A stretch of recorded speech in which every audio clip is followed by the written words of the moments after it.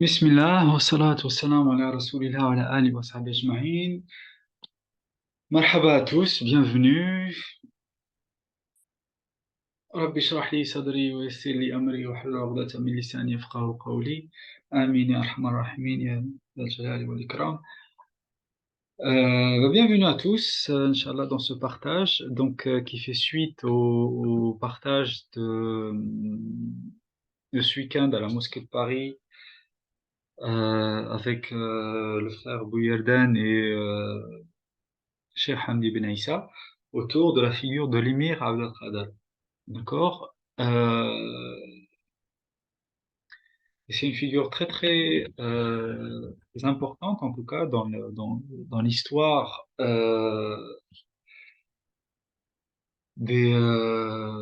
j'ai envie de dire, des musulmans de France, mais de manière générale, vraiment de tous les musulmans du monde aujourd'hui qui vivent dans notre contexte. Pourquoi? Parce que l'émir Abdelkader, ça va être vraiment quelqu'un qui vraiment va vivre la modernité, qui est la mère de la modernité dans laquelle on vit aujourd'hui, d'accord? Qui est vraiment le même, euh, qui est vraiment de la même nature, d'accord? Donc ça va être un héritier mohammedien qui va du coup vivre un contexte très semblable, très similaire au nôtre. Euh, et ce qu'il faut savoir vraiment par rapport à notre approche de l'histoire, c'est que la civilisation musulmane, comme j'ai déjà dit auparavant, c'est une civilisation effectivement qui a fait émerger beaucoup de livres, beaucoup d'encre, beaucoup de manuscrits écrits, mais la grandeur de la civilisation a été vraiment portée par des hommes de Dieu et des femmes de Dieu qui ont incarné le message mohammedien dans leur contexte respectif. D'accord? C'est vraiment ça qui fait la grandeur de la civilisation musulmane. C'est pas ce n'est ni les palais, ni les châteaux, ni même les livres, comme j'ai dit, en fait, même si effectivement leur importance est primordiale. Euh, mais c'est ce qu'a produit, en fait, la civilisation en tant que personnalité saine. C'est ça qui fait la grandeur de l'héritage musulman, et l'héritage mohammedien, de manière générale. D'accord, donc il faut pas se tromper en fait. Il faut pas se tromper. Il faut pas se dire que l'Andalous, c'est l'Alhambra ou effectivement c'est une grandeur architecturale, artistique. Mais au-delà de ça, en fait, il faut voir en fait qu'est-ce que ça a laissé au monde et qu'est-ce que ça a laissé.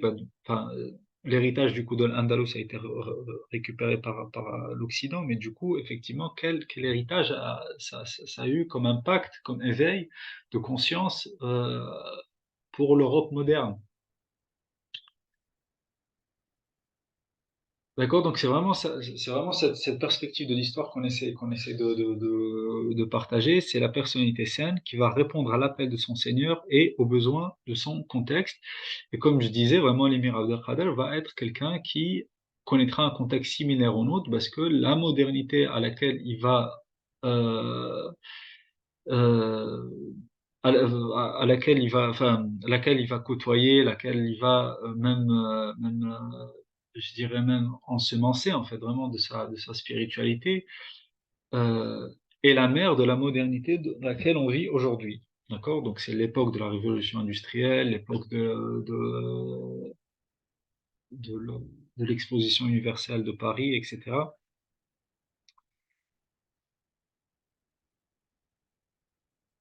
Et de manière générale, en fait, la figure de l'émir aussi, c'est quelqu'un, moi en tout cas, qui me paraît vraiment, sa vie et son parcours me paraît vraiment quelque chose qui fait un écho à Surat al-Fath, d'accord? Donc Surat al-Fath, c'est la sourate qu'on parcourt dans nos partages là depuis quelque temps. Voilà, en faisant des ouvertures à chaque fois thématiques autour de la sourate. Effectivement, la vie de l'émir, le parcours de l'émir Abdelkader, ça va être vraiment un écho, en tout cas, pour cette sourate-là. Et on va voir, en fait, vraiment les différents éléments. Et ensuite, voilà, on va voir finalement un enseignement principal qui, qui nous impacte nous tous, en fait, vraiment qui nous impacte chacun d'entre nous dans nos foyers, mais chacun d'entre nous également dans notre vie spirituelle, en fait, qui sera légué par l'émir Abdelkader à travers voilà, un enseignement de Ibn Arabi, à travers un enseignement du prophète sallallahu alayhi wa sallam lui-même. Donc voilà, j'intitule en tout cas le partage d'aujourd'hui Libérer le pouvoir du pardon. D'accord, l'émir Abdelkader. D'accord, comme le rappelait le frère Bouyeldan, le paysage intérieur de l'émir était le Coran. D'accord, donc sa vie, voilà, moi en tout cas je vois que sa vie, son parcours de vie est un écho de Surat al-Fath. Parce que si vous vous rappelez, quand on avait partagé le texte Un rêve réalisé, là je vais mettre des guillemets comme ça on sait que c'est un texte. Euh, donc je disais en fait, voilà, le début, j'avais introduit le texte par justement les trois rêves prophétiques qu'il y a dans le Coran. D'accord? Donc, le Coran, nous relate les rêves de trois prophètes différents. D'accord? Et on voit, subhanallah, que les deux premiers, finalement, se retrouvent en lien à travers Surat al-Fatih. Et du coup, je disais, voilà, tout le monde cherche à réaliser ses rêves, mais quel en est le prix? Peut-on sacrifier ce que l'on a de plus cher pour cela? Un enfant qui fait un rêve cosmique peut avoir un impact à travers les siècles. Il s'agit là d'un prophète, Yusuf alayhi salam. La symbolique des images qu'il a vues a pu se concrétiser lorsque le pardon a été accordé à ses frères qu'il avait éloignés de la maison paternelle. Le deuxième rêve que nous relate le Coran est le rêve de notre père Ibrahim alayhi salam, qui s'est vu sacrifier son fils. Cet événement ainsi que l'héritage abrahamique sont devenus intimement liés au rite du pèlerinage à la Mecque ainsi que toute la symbolique dont ils sont porteurs. D'accord? Donc vraiment l'héritage abrahamique est célébré à travers les rites du pèlerinage euh, à la Mecque. Chacun des rites est lié à l'héritage de Ibrahim alayhi salam.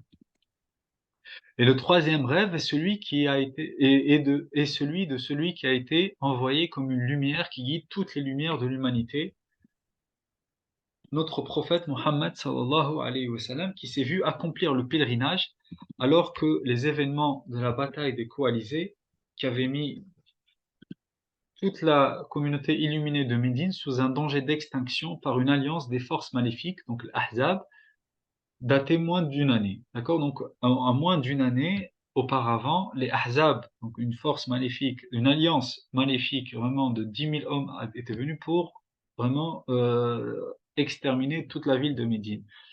Et moins d'un an après, le prophète alayhi salatu wassalam, fait un rêve et se voit accomplir les rites du pèlerinage. Et du coup, il annonce cette nouvelle-là à ses compagnons. Et 1400 hommes et quelques femmes, enfin quand je dis hommes, il y aura aussi quelques femmes, vont l'accompagner vraiment dans ce périple finalement vers la mort, parce que c'est les gens même qui étaient à la tête de cette alliance-là. Ben, on va aller entre guillemets chez eux pour accomplir un rite sacré et, euh, et honorer la sacralité du sanctuaire. Voilà, en tout cas, voilà, on a présenté le texte dans trois vidéos, Inch'Allah, voilà, pour ceux qui voudront revoir. Euh, c'est vraiment une très belle histoire.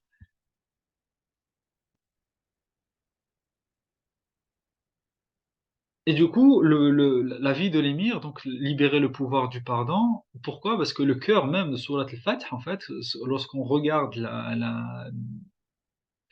lorsqu'on regarde la structure de Surat al-Fath, en fait, la aya du milieu, la aya du cœur de la Surah, elle nous parle de la maghfira, bon, ce qu'on appelle le pardon.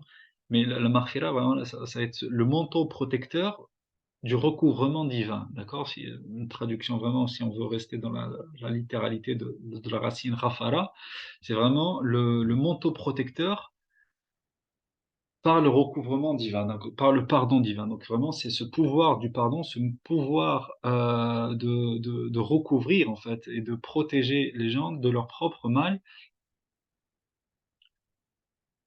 par cette capacité à leur pardonner. D'accord? Et effectivement, le prophète alayhi salatu wassalam, comme justement par le fait de restaurer l'héritage abrahamique, comment ça va se faire? Par justement le pardon que Youssouf alayhi salam avait accordé à ses frères. C'est pas le pardon que le prophète alayhi salatu wassalam, va accorder à ses frères qui l'ont éloigné de la maison paternelle, d'accord? Comme Youssouf alayhi salam, il a fait avec ses frères, bah c'est comme ça que l'héritage abrahamique va se restaurer. Et c'est comme ça que les trois rêves prophétiques, en fait, se voient vraiment liés, se voient vraiment subhanallah, dans une continuité très symbolique. D'accord? Donc, le prophète, alayhi salatu wassalam, va restaurer l'héritage abrahamique par le cheminement que Youssouf, alayhi salam, a eu avec ses propres frères. Voilà, si c'est pas clair, en tout cas, parce que je peux réexpliquer, mais en tout cas, voilà, pour avoir vraiment le texte en entier, il y a le texte qui s'appelle Surat al-Fath, la floraison des cœurs, en trois parties, un, 2, 3. Donc, c'est ce que je dis ici, libérer le pouvoir du pardon pour restaurer l'héritage abrahamique. Et aussi, bah, ce qui m'a fait tilt aussi pendant la rencontre de ce week-end, en fait, c'est que l'émir Abdelkader va arriver à Amboise, d'accord, donc pour enfin, ceux qui ont suivi le partage, mais aussi bah, ceux qui connaissent un peu la vie de l'émir, il a été fait prisonnier et après des séjours voilà, dans quelques villes en France, à Toulon, à Pau, etc., il va arriver à Amboise où il va séjourner entre guillemets en tant que prisonnier pendant une durée de 5 ans. Et il arrive à Amboise vraiment le jour du sacrifice, le jour de l'Aïd en fait, d'accord, le jour du sacrifice abrahamique. D'accord, on est vraiment dans cette symbolique-là en fait, parce qu'au-delà au-delà de ce que font les êtres humains, c'est Dieu entre guillemets l'auteur en fait, et c'est Dieu qui fait écho en fait à un héritage et qui le redonne, qui lui redonne vie en fait. Et c'est arrivé vraiment à Amboise du fait que qu'il arrive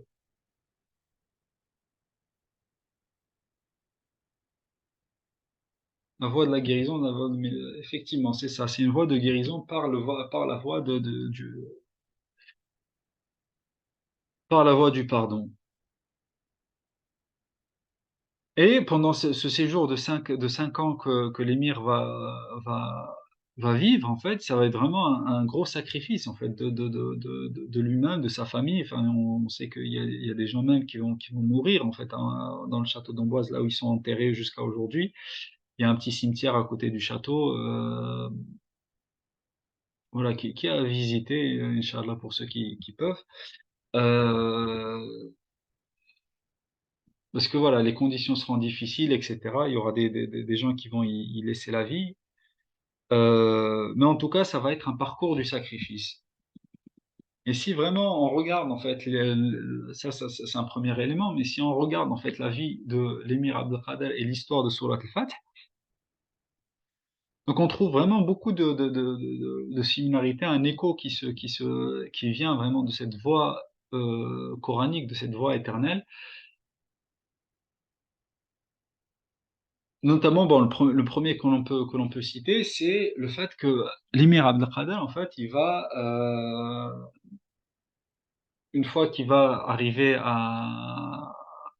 une fois qu'il va arriver à Damas, ils me disent connexion instable. Le son est coupé. Ouais, la connexion, des fois, elle est un peu, elle fait un peu des, Khair, Inch'Allah, j'espère que ce soir, ça va pas être trop méchant.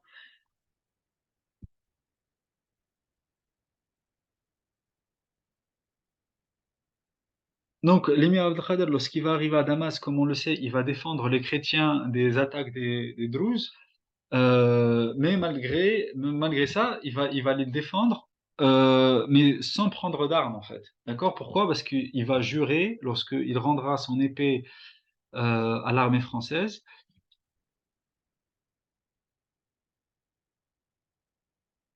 Là, vous m'entendez?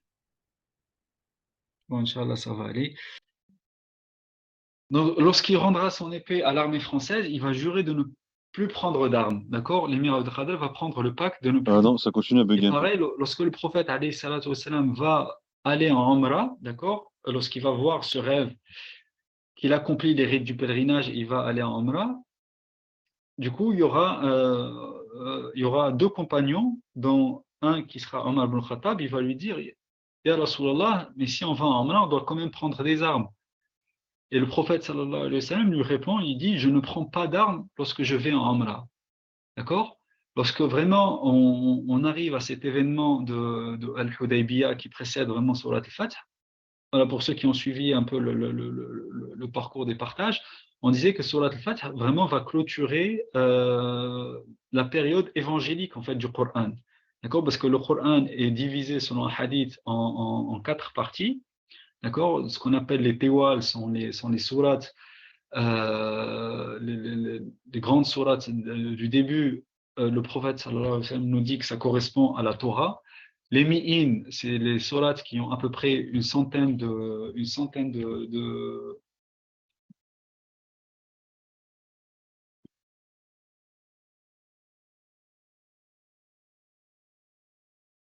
C'est les sourates qui ont une centaine de versets. C'est les sourates qui ont une centaine de versets. Ça correspond aux Zabour, les psaumes de David.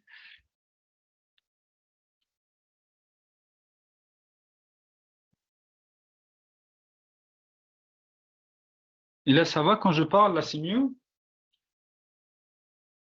Est-ce que quelqu'un peut me dire si c'est mieux quand je parle?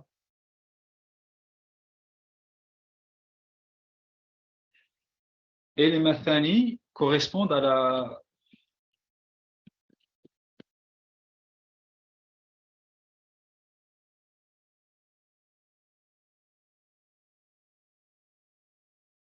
Et les mathani correspondent à la partie qui correspond aux évangiles dans le Coran, d'accord? Et Surat al-Fath avec Surat al-Hujurat qui est précédée aussi par Surat Muhammad, donc clôturer du coup la partie évangélique du Coran.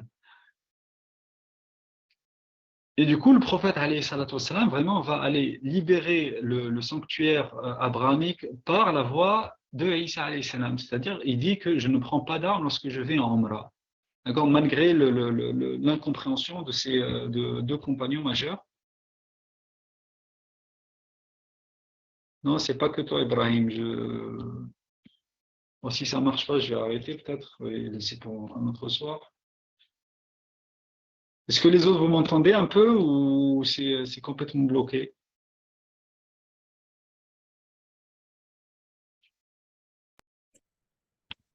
Salam alaikum, Jad, c'est catastrophique, on t'entend plus, hein. Ça coupe, Ah coupe ouais, là, c'est bloqué chez bloqué? depuis 3 minutes.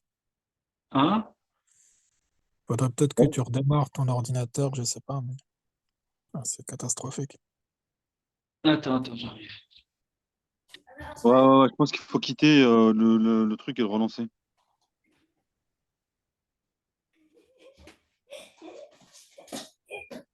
Là, j'ai rapproché le téléphone. Est-ce que là, ça va mieux? Là, ça va mieux? On m'entend mieux? Ah bah beaucoup mieux. Hein? Pour moi, beaucoup mieux. Demande à peut-être les autres, Moussa, etc. Ouais, là, on t'entend bien mieux, là. Vous m'entendez mieux ou pas du tout là? Pardon, vous avez dit quoi? Oui, mieux, t'entends très bien, là.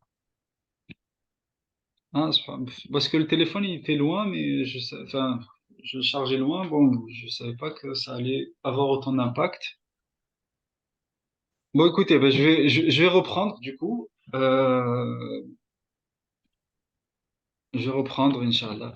Du coup, on était en train de comparer en fait des éléments de la vie de l'émir Abdelkader avec des éléments de l'histoire de l'Hudaybiyah qui précèdent Surat al-Fath. D'accord? Et dans le parcours de l'émir, lorsqu'il va rendre son épée à l'armée française, il va jurer de ne plus prendre d'armes après ça.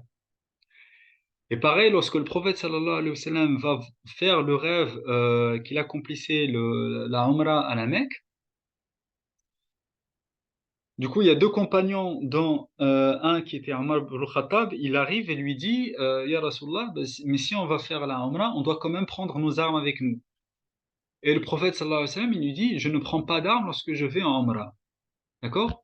Et pour ceux qui ont suivi un peu les anciens partages, donc Surat al-Fath correspond à la partie, enfin à la clôture de la partie évangélique dans le Coran. Donc la partie évangélique dans le Coran, c'est ce qu'on appelle les Mathani. D'accord? Et on est vraiment là dans la voie de Isa alayhi salam où effectivement le cheminement se fait sans prise d'armes en fait. D'accord? Et c'est comme ça qu'il va libérer le sanctuaire sacré. C'est d'abord en allant dans un pèlerinage en fait et avec aucune intention armée et même pas enfin, lui en tout cas parce qu'il y a une différence d'opinion là-dessus hein, sur certains ont quand même pris leur épée, mais le prophète alayhi salatu wassalam lui-même n'a pris aucune épée en fait. D'accord? Mais voilà, il ne l'a pas imposé à tout le monde, mais lui-même, en tout cas, il disait que je ne prends pas d'armes lorsque je vais en Umrah. L'autre élément aussi qui est assez frappant, c'est l'émir Abdelkader va prendre la bay'a des tribus algériennes sous un arbre. D'accord? La bay'a, c'est le pacte d'allégeance. D'accord? Euh, les, les, euh, les différentes tribus vont venir, voilà, le reconnaître en tant qu'Amir al-Mu'minin, bon, ce qu'on appelle le commandeur des croyants, sous un arbre pour lui prêter cette allégeance. Et effectivement, comme on a vu dans Surat al-Fath, le pacte d'allégeance ou le pacte de l'agrément, Bay'atul Ridwan, s'est fait également sous un arbre. Et on a vu voilà, l'arbre vraiment dans sa symbolique, qu'est-ce qu'il représentait, même dans Surat al-Fath. L'arbre, c'est vraiment le cheminement vers la maturité, la pleine maturité capable de donner des fruits qui peuvent ces fruits-là qui peuvent eux-mêmes, qui ont eux-mêmes le potentiel de redevenir des arbres et se transmettre de génération en génération, c'est vraiment cette capacité-là d'être mature et de transmettre, de transmettre le potentiel aux générations futures. D'accord, on disait, voilà, ça on l'a déjà dit auparavant, que l'arrivée à Amboise s'est fait le jour du sacrifice abrahamique, d'accord, le jour de l'Aïd Kibir. Et cet Umrah-là va vraiment être le premier pas pour honorer le sanctuaire sacré et ainsi restaurer l'héritage abrahamique, parce que comme on l'a dit, vraiment tous les rites, que ce soit de la Umrah ou du Hajj, sont intimement liés avec l'histoire de Ibrahim alayhi salam. Le pacte que l'émir va prendre ensuite avec la France, ça va être un pacte pour la paix, d'accord, parce que il verra que finalement face à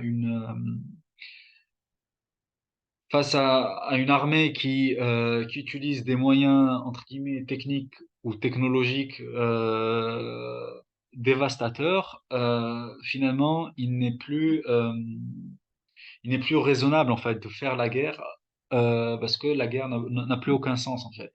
Lorsqu'on rentre et on massacre des villages entiers et on brûle des maisons et on utilise des armes capables de tuer vraiment en quelques secondes un grand nombre de personnes, c'est une guerre qui n'a plus aucun sens en fait. Et donc l'émir Abdelkader comprend que désormais sa vie en fait va être missionnée pour autre chose, d'accord? Et donc ce pacte pour la paix va être une occasion en fait comme va le voir après, de être missionné d'une dawa universelle d'un autre niveau. Et c'est la même chose pour le pacte de Hudaybiyah. Le prophète, alayhi salatu wassalam, lui, il va signer ce pacte avec les Quraysh pour justement avoir l'occasion, en fait, de faire que sa da'wah, en fait, puisse arriver à différentes tribus et même aux différents pays du monde entier, en fait. Parce que dans un contexte de guerre, il n'y a pas de dawa qui puisse réellement avoir un impact réel, d'accord? La dawa reste vraiment toujours minime dans un contexte de guerre. Mais lorsque la paix est assurée, bah, c'est vraiment là où les gens ont cette réceptivité justement pour accueillir.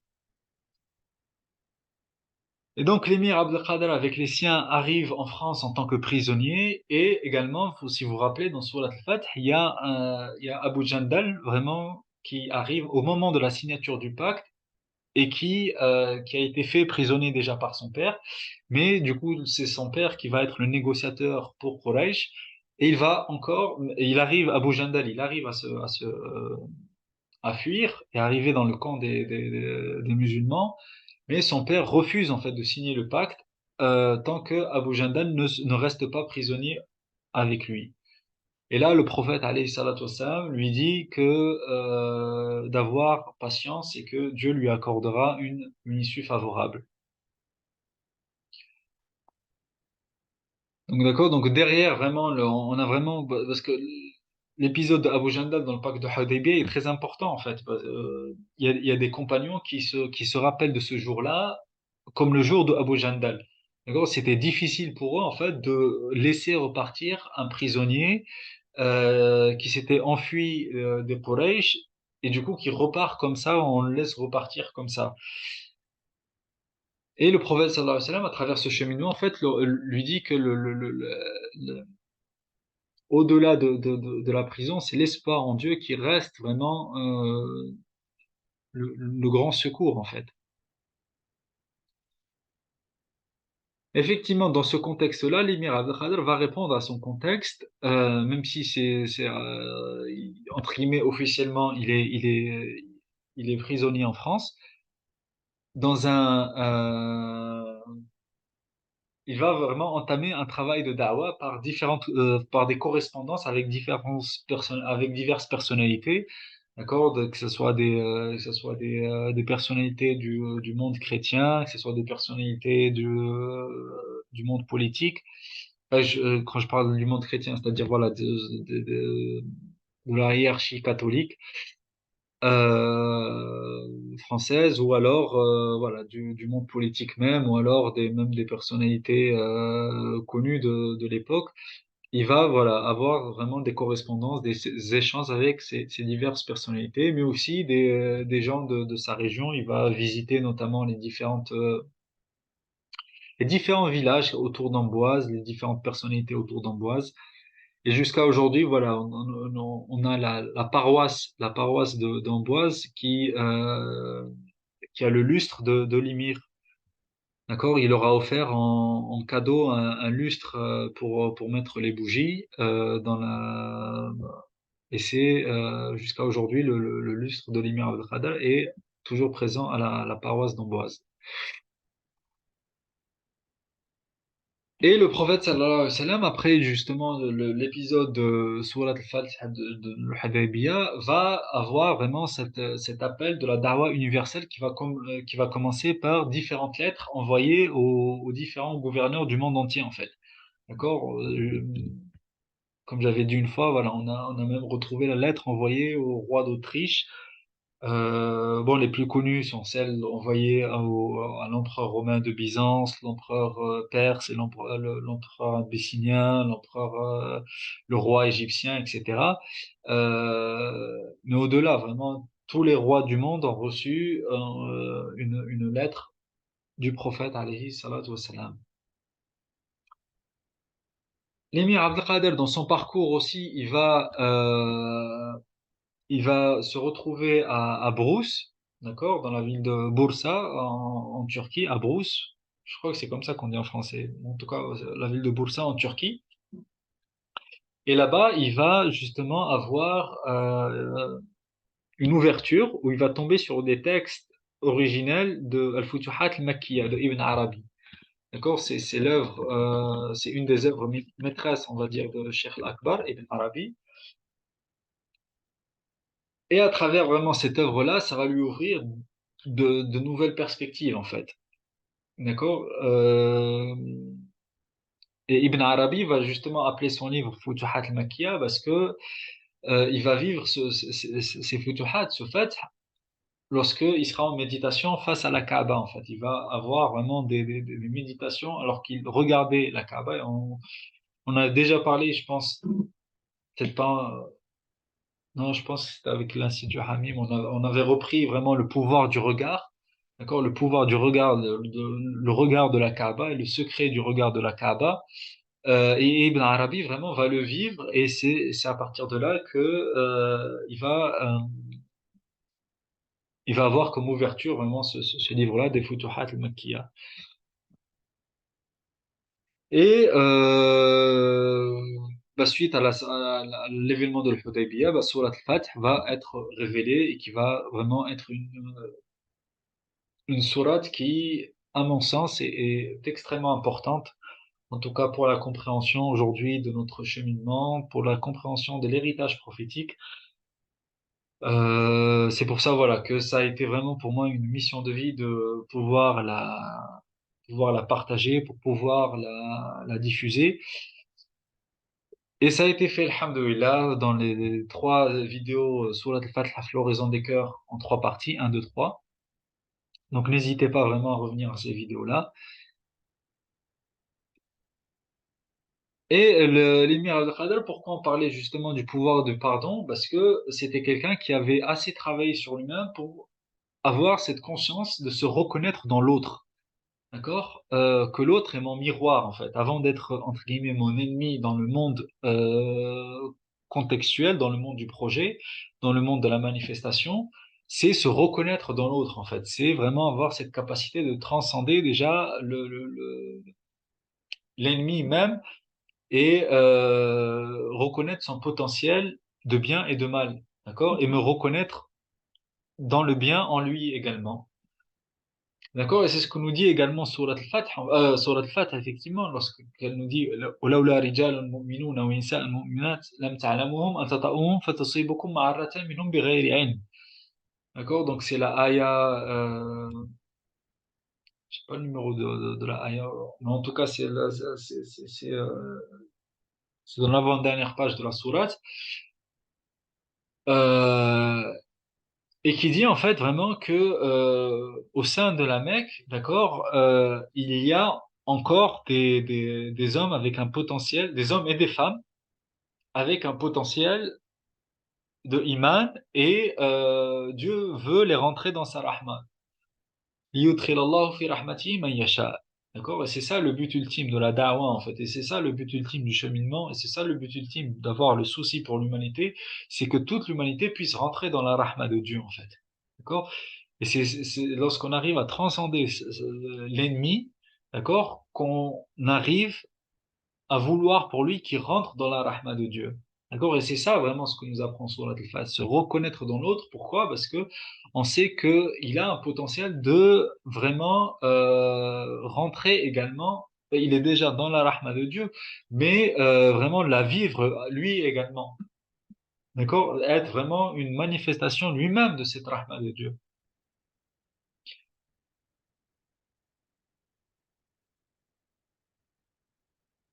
Et effectivement, déjà, on arrive à ce niveau-là, ben, finalement, même la Terre, quelque part, la Terre,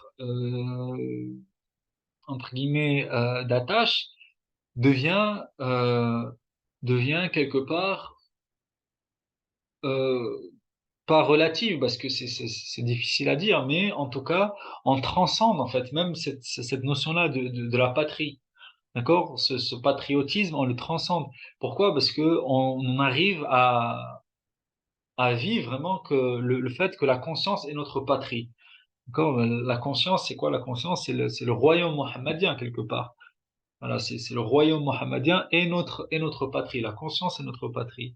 Et c'est ce qui se passe aussi vraiment dans l'événement de l'Hudaybiyah, notamment pour le muhajiroun, d'accord? Donc, ils passaient vraiment de la conscience de c'est notre terre natale à en fait c'est la terre de Dieu, d'accord? C'est plus notre terre natale, on peut y accéder quand on veut et comme on veut. Non, c'est la terre de Dieu et on arrive à accéder à la terre de Dieu que par la permission de Dieu.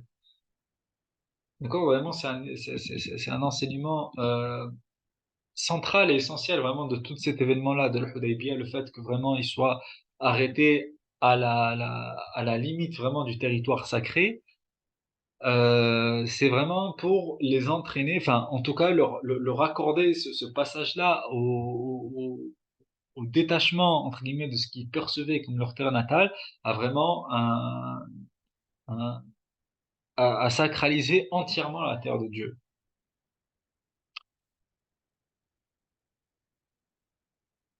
Et voilà, comme il a été dit aussi pendant le partage du week-end dernier, lorsque je transcende le patriotisme, entre guillemets, et que la conscience est ma patrie, bah, là où je suis, je fleuris.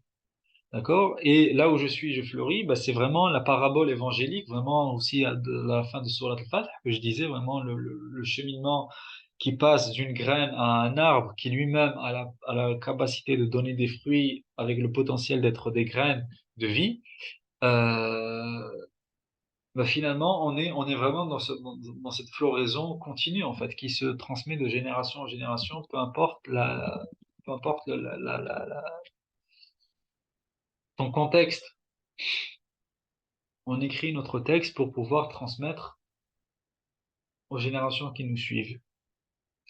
Et l'Émir Abdelkader également va connaître à la fin de sa vie une khalwa, d'accord, avec son maître spirituel Mohammed al-Fasi Shadili, qui va lui prescrire une khalwa, où ça, dans la grotte de Hira. D'accord, dans la grotte de Hira, où il va renaître, en fait. Il va citer cette renaissance. Et le prophète, alayhi salatu wassalam, lui-même, en fait, il va être dans la grotte de Hira, rentrer en tant que Muhammad ibn Abdillah et sortir en tant que Muhammad Rasulullah. C'est vraiment cette renaissance-là qui est vécue par la réception de Jibril, alayhi salam. Et qu'est-ce que vivent les compagnons dans cet événement-là de Surat al-Fath? Et qu'est-ce que c'est le Fath? En fait, c'est la capacité à recevoir le prophète, sallallahu alayhi wa sallam. D'accord, le recevoir dans sa lumière, le recevoir dans sa connexion et le recevoir dans sa mission. D'accord? Et c'est vraiment ça le fath mubin en fait que Allah accorde à son prophète, c'est la capacité des compagnons à le recevoir. هو الذي أنزل السكينة. On appelle, enfin, le Coran il nous dit en fait vraiment إنا فتحنا لك فتحا مبينا et ensuite dans la description de ce fait, dans la continuité de la description de ce fait, هو الذي أنزل السكينة في قلوب المؤمنين. Il décrit vraiment cette réception du prophète sallallahu alayhi wa sallam comme une sakina qui descend, comme un sentiment de sérénité lorsqu'on reçoit réellement le prophète alayhi salatu wa sallam. On est vraiment dans l'agir spirituel, c'est-à-dire quoi recevoir le prophète, c'est maintenant on n'agit plus par nous-mêmes, mais on agit par justement le prophète, sallallahu, par cette sakina qui vient en nous. C'est ça la définition même de l'agir spirituel, d'accord, entre la différence entre l'activisme ou l'action et l'agir spirituel. C'est deux choses qui sont complètement différentes. On peut faire la même chose, mais avec deux consciences différentes. D'accord? Et l'iman, l'iman bir Rasoul, c'est cette capacité à recevoir le prophète, sallallahu alayhi wa sallam, cette capacité à recevoir cette sakina, cette capacité à agir par le prophète, sallallahu alayhi wa sallam. Et notamment l'émir Abdelkader, vraiment, enfin, qui était un chevalier hors pair, en fait, vraiment, qui pouvait, en pleine course, sauter d'un cheval à un autre et se tenir debout sur la tête, sur un cheval en galop.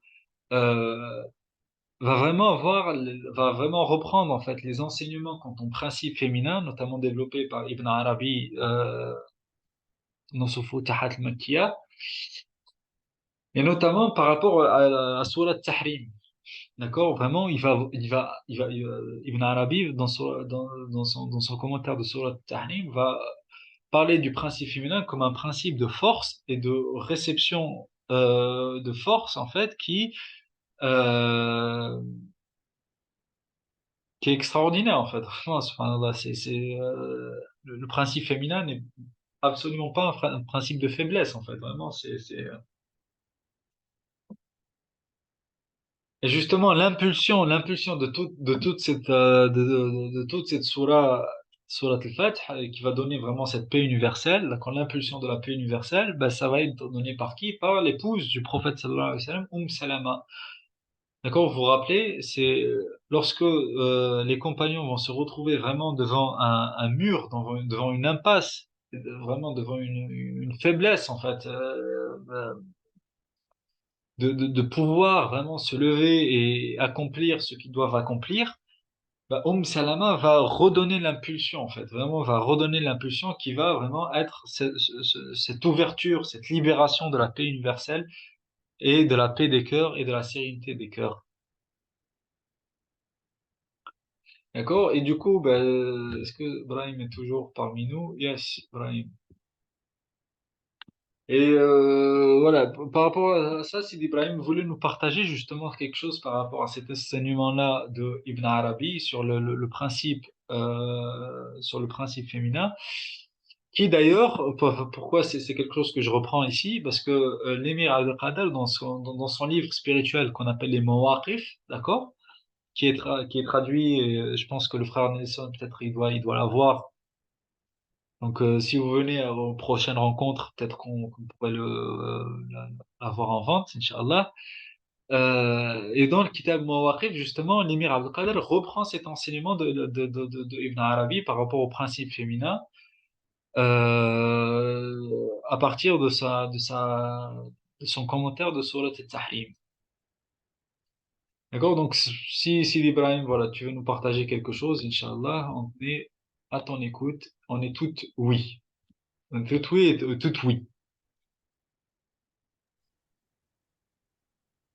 Salam alaikum. Alaykoum salam. Déjà, est-ce que le son, ça allait mieux, là, déjà, vers la fin, là? Ah oui, Ah oui, ah oui, d'accord. Ouais, bah, en fait, j'avais juste éloigné le téléphone un peu parce que je voulais utiliser l'autre prise et laisser une prise, enfin, cette prise pour le chargeur du PC, mais tu vois. Alhamdoulilah, en tout cas, vas-y, on est tout oui, Sidi Ibrahim. non, Qu'est-ce que tu peux nous dire? euh, bah, c'est un sujet très très très vaste, très profond, effectivement. On en discute assez souvent. Et je pense que Et surtout, pardon, juste, surtout que, subhanallah, c'était un sujet qui a été traité par Cheikh Hamdi, du coup, pendant la séance. Et beaucoup de questions, en fait, sont revenues sur cette notion-là, en fait. C'est pour ça, voilà, c'est qu'avec Sidi Ibrahim, on s'est dit que dans ce cadre-là, peut-être approfondir la réflexion, ça peut voilà, donner quelques ouvertures. Ça, dans Sidi Ibrahim, pardon. oui, oui, effectivement, c'est des questions qui reviennent souvent. On s'est rendu compte à la dernière intervention de Cheikh Hamdi de tous les voix, les incompréhensions qu'il y avait autour de cette question. Et ce que je trouvais absolument intéressant dans les travaux de Ibn Arabi et des spirituels musulmans en général, l'émir Al-Qadar, il a repris ça, mais dans le Coran, en fait. Si on plonge dans le Coran et qu'on le lit avec les outils qui ont été donnés par ces gens-là, on voit à quel point, euh, si on analyse bien, enfin, si on le lit bien, que jamais le Coran ne parle d'identité sexuelle ou sexuée, mais qui parle très souvent de principes.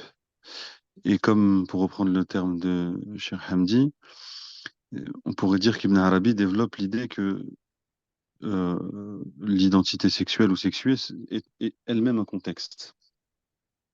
C'est-à-dire que nous ne sommes pas définis par notre identité sexuelle, mais qu'elle est un contexte euh, de l'âme qui, qui est déposé sur ce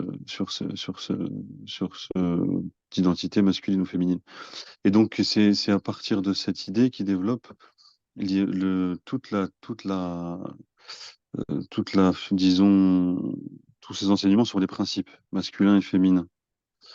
Et les principes masculins et féminins, et, et je pense que c'est des clés qui doivent être absolument réouvertes, ou réoffertes, pardon, réoffertes à ceux qui s'intéressent à ces questions, parce qu'elles mettent à mal, en fait, tous les stéréotypes, en fait, sur, euh, sur, euh, sur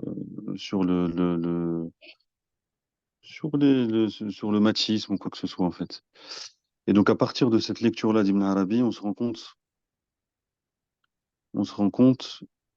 euh, que le Coran parle de principe et jamais d'identité.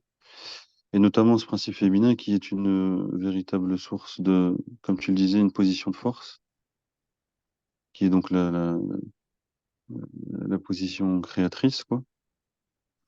Et que, euh, bah, en fait, je pense que juste pour faire le petit partage rapide, puisque en fait, c'est tellement vaste que on aurait du mal à savoir par où commencer, mais en fait, juste pour faire un petit partage, moi, ce qui était important quand j'ai compris ces notions, c'était de savoir que il était possible en nous, en fait, de sortir de ces identités-là et d'activer et de réactiver ces principes qui sont en nous. Donc le principe féminin en nous euh, est une conquête, surtout dans l'époque que nous vivons, est une conquête absolument importante euh, parce que c'est des concepts que la modernité ont complètement étouffés, en fait. Et, euh, et voilà, et c'est la compréhension de ces principes-là permettrait de comprendre beaucoup de choses en nous-mêmes et de comprendre beaucoup de choses en général, voilà. Mais voilà ce que j'aurais à en dire tout de suite, mais voilà, c'est ce qui m'est venu. Mais voilà, on pourrait développer encore beaucoup plus, mais je pense que c'est juste une première petite inspiration, là, Jade, quand tu m'as ouvert cette porte qui me vient. Je pense que c'était juste la définition de ces principes-là. Et je pense qu'effectivement, ça nécessiterait de prendre le temps de les développer. Oui, bah, le Chlorofylle, en fait, effectivement, que chaque être, en fait, il est doté de ces deux capacités, effectivement, comme tu disais, bah, ça rend vraiment caduque, en fait, le machisme, mais ça rend également caduque, entre guillemets, la compréhension vraiment dure du féminisme, entre guillemets. Parce que finalement, effectivement, la, la solution en fait de l'excès du masculin et les réels c'est pas quelque chose à nier quoi, ou que l'on peut nier mais la réponse en fait de ça ne se trouve pas dans le fait de faire de la femme un homme entre guillemets. Au contraire c'est vraiment que l'homme finalement retrouve sa capacité féminine, d'accord, quelque part, et que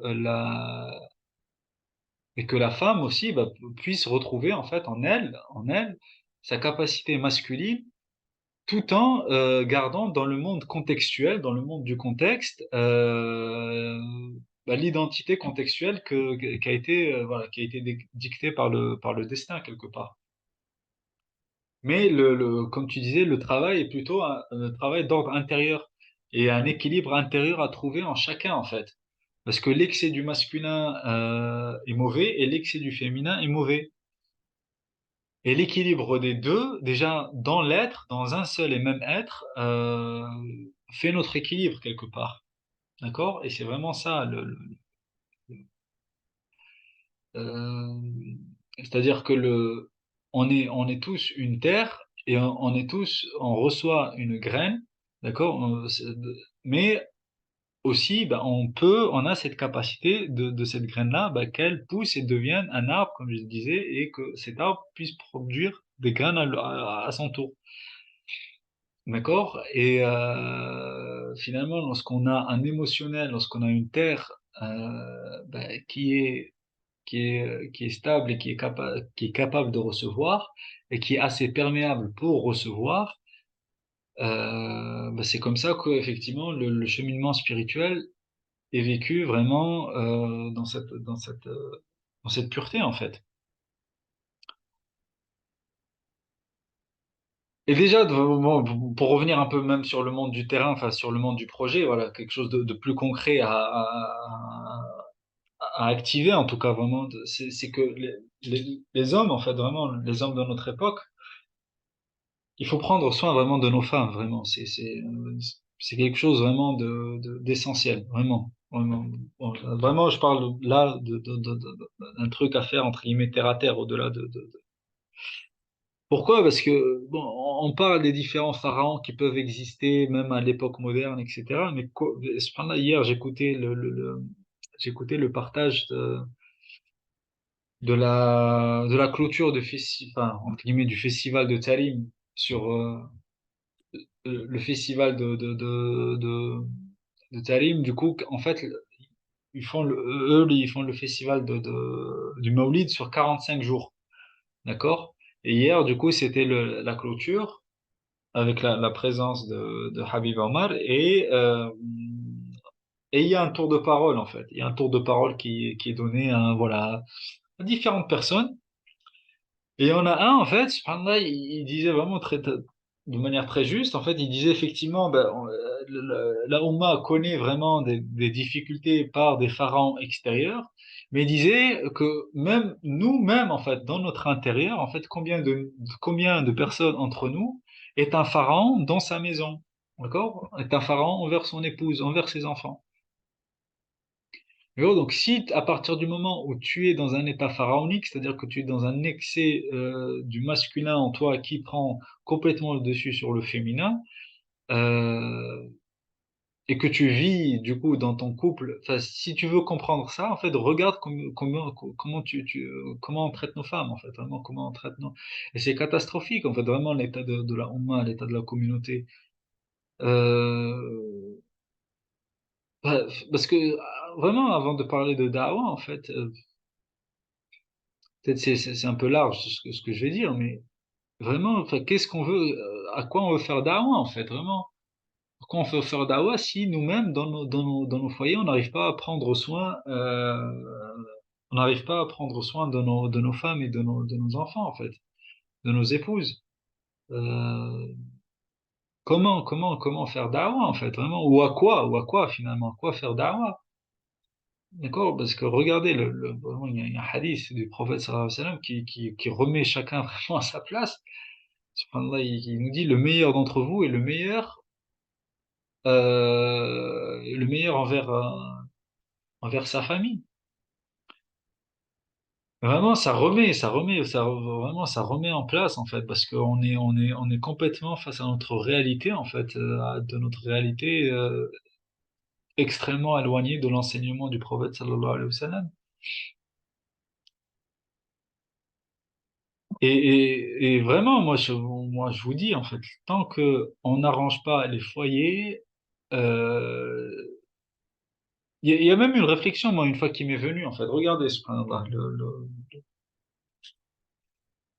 qu'est-ce que Allah subhanahu wa ta'ala nous dit dans Surat al-Baqarah par rapport au royaume de Sulaiman, alayhi salam. Donc, Sulaiman, alayhi salam, qui avait un royaume qui s'étendait vraiment sur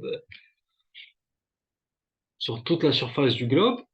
Euh, du coup, comment son royaume après lui, a été morcelé? Moi, je suis pas là à parler voilà, nous, on aime bien un peu les histoires un peu comme ça, avec tendance magie. Mhm. Nelson, il rigolait tout à l'heure avec moi, il disait, tu vas parler de Halloween, mais finalement. Non, mais au-delà de l'aspect du siècle, mais avec quoi, en fait, vraiment, c'est quoi qui a morcelé tout le royaume de Sulayman? C'est le fait que les foyers ont été morcelés. C'est le fait de séparer l'homme et la femme. D'accord? Le fait que, effectivement, les gens se séparent. Et regardez aujourd'hui le nombre de divorces qu'on connaît, regardez aujourd'hui le nombre de... Donc voilà, au-delà de vraiment parler de l'émir Abdelkader en tant qu'effectivement un héros, il nous enseigne vraiment ce que Ibn Arabi nous a enseigné, ce que le prophète sallallahu alayhi wa sallam est venu nous enseigner également. Prenez soin de vos femmes, en fait. Vraiment, si on veut vraiment avoir cet aspect d'équilibre intérieur en nous, euh, voilà le chemin à suivre.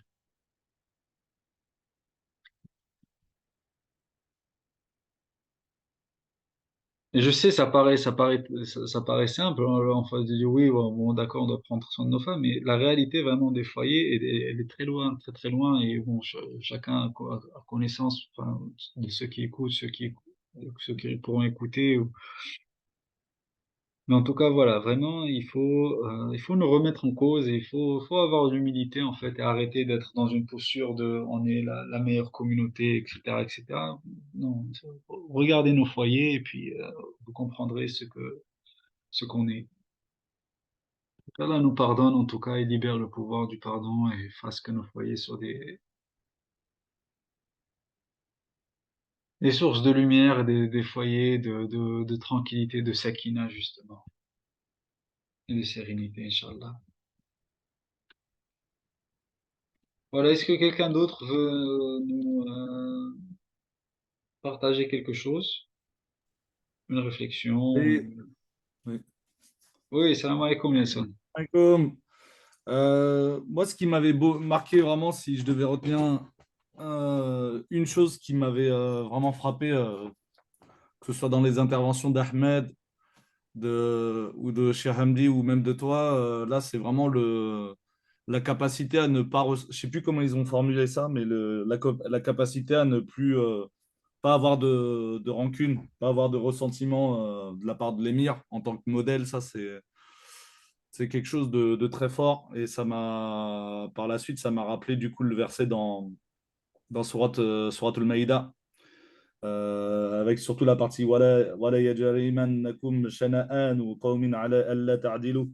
Le fait de, même s'il y a une rancune, une rancœur, un ressentiment, une haine, je sais pas comment, voilà, shana'an, je sais pas comment, je sais pas comment la différence avec Bardo, je sais pas trop c'est quoi. Mais c'est vraiment cet aspect-là qui vraiment m'a marqué, en fait. Cette capacité à passer outre les traîtrises et les déceptions. Et pour ça, je trouve que c'est un modèle, il s'est inspiré du prophète sallallahu alayhi wa sallam, mais c'est un modèle quand même qui est très proche de nous, l'émir. Donc sur ça, c'était vraiment le truc que j'avais retenu en fait de cette rencontre, cette capacité à passer outre les trahisons et être concentré sur soi et et arriver à passer outre. Voilà. Mashallah, oui, barakallahu fik. Effectivement, c'est ce travail youssoufique, on va dire, vraiment, qui est vraiment cette image de la symbolique de Youssouf alayhi salam qui s'harmonise avec ses frères. Et puis là, tadrib alaykum al-yawm. Mais tant qu'effectivement, on n'a pas concrétisé ce travail d'arriver vraiment à l'esprit de Youssouf alayhi salam, bah, quelque part, on pourra pas restaurer l'héritage abrahamique, quelque part. Enfin, moi, je vois vraiment que c'est un travail continu, en fait. Donc, c'est arriver vraiment à cet état youssoufique, en fait, et par là même, en fait, l'héritage abrahamique pourra Bah, d'ailleurs, enfin, en parlant, enfin, faire un petit parallèle avec l'actualité, mais de manière historique, voilà, pour nous faire prendre du recul. Le prénom de Salahuddin, vous savez, c'est quoi? De Saladin. Son prénom, son vrai prénom, parce que Salahuddin, c'est son laqab, en fait, c'est son titre. Surnom.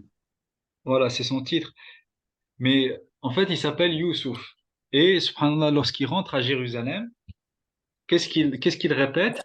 Il répète la même phrase que Youssouf alayhi salam répétait à ses frères, avait dit à ses frères, La tathriba alaykum al-yawm. Aucun reproche ne vous sera fait aujourd'hui. Et c'est la même phrase que le prophète sallallahu alayhi wa sallam lui-même répétait lorsqu'il rentrait à la Mecque. La tathriba alaykum al-yawm.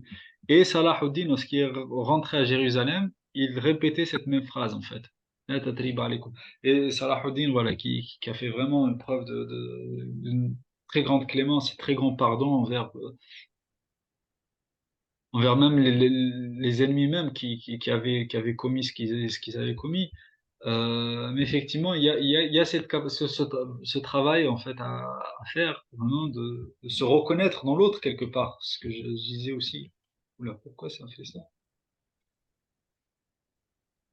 Le travail de se reconnaître en l'autre au-delà du contexte que c'est mon ennemi ou c'est mon ami en fait. Parce que l'autre est d'abord un, un serviteur de Dieu quelque part. Et juste, subhanallah, par rapport à ce que tu disais, Nelson Shanahan, la différence avec Barda, Nelson il est parti? Non, il est toujours là. La différence, c'est que Je suis là. Shanahan, oui, Shanahan, c'est quelque chose vraiment qui va durer dans le temps, en fait. C'est un Barda vraiment que Surat al-Maïda, c'est vraiment des dernières sourates qui arrivent vraiment après Fatih Makkah, etc. Cette ayah-là particulièrement. Euh, Effectivement, Shana'an, c'est vraiment une barda qui dure dans le temps, en fait. Vraiment, c'est beaucoup plus, enfin, c'est quelque chose qui est beaucoup plus lourd quelque part. Et effectivement, Dieu nous dit, malgré ça, malgré vraiment cette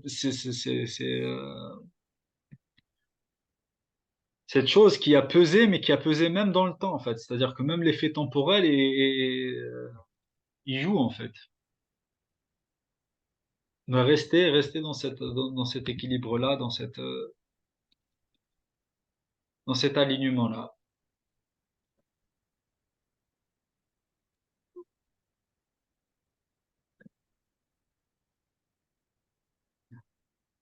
Voilà, je ne sais pas si quelqu'un d'autre veut réagir bah, par rapport même à voilà, le partage du week-end dernier ou ce partage-là. Ou...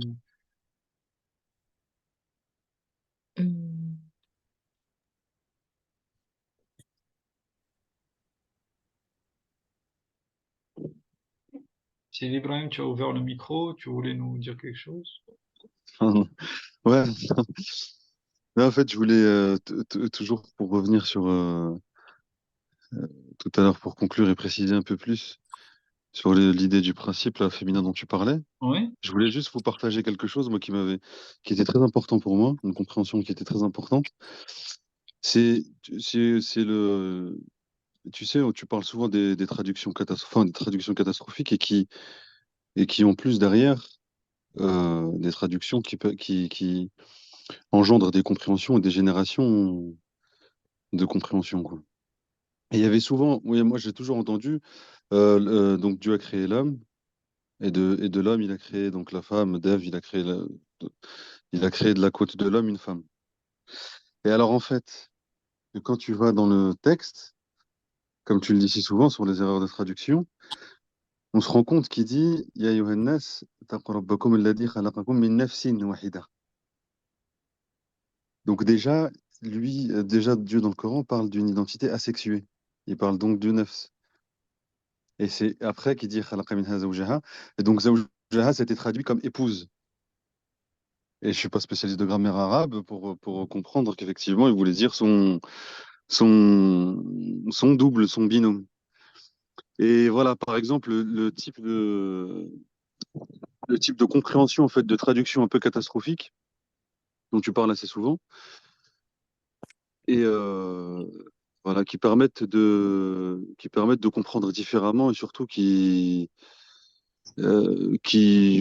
ouvrent des champs de compréhension radicalement différents de ce qui nous a été largement proposé, pas pour ma part en tout cas, toute ma vie.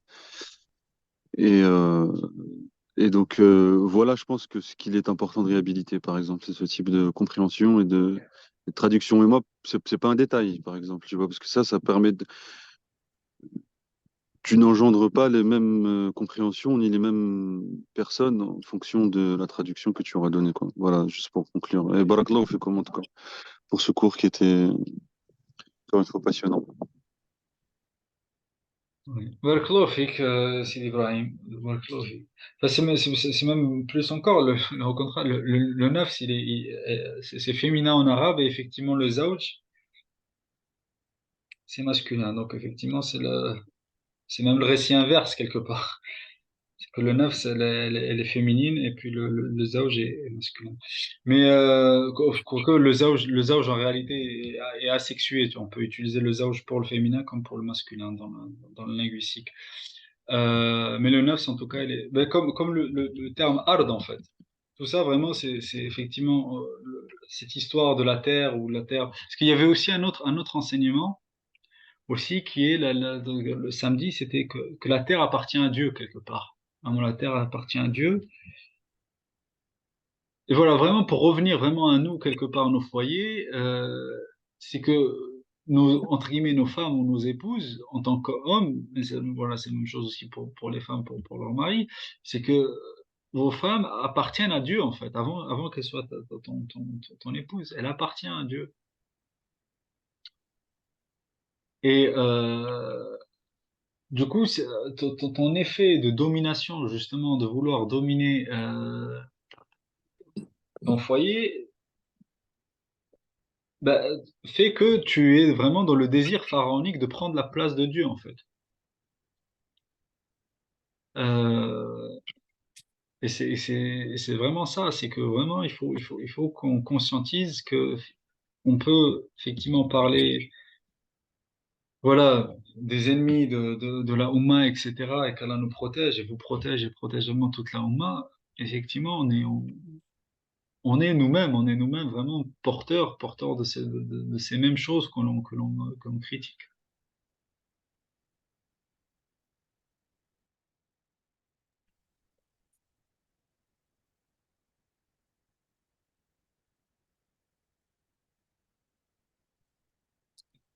Alhamdulillah. Quelqu'un veut encore réagir? Veut nous partager quelque chose, Inch'Allah?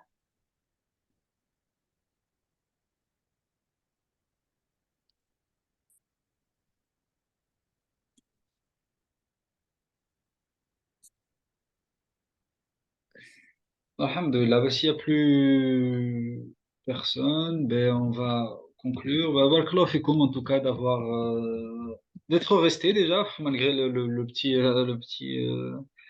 bug du début, là, par rapport au son. Bon, j'espère que dans l'enregistrement, ça va pas trop. Du coup, ça, ouais, c'est vrai que dans l'enregistrement, ça va faire beaucoup de répétitions, peut-être au début. Genre, je dis quelque chose et je le répète et je le répète, mais bon, alhamdoulilah. On va dire que ça va, c'est pour mieux imprégner. C'est pour mieux imprégner dans les esprits, Inch'Allah.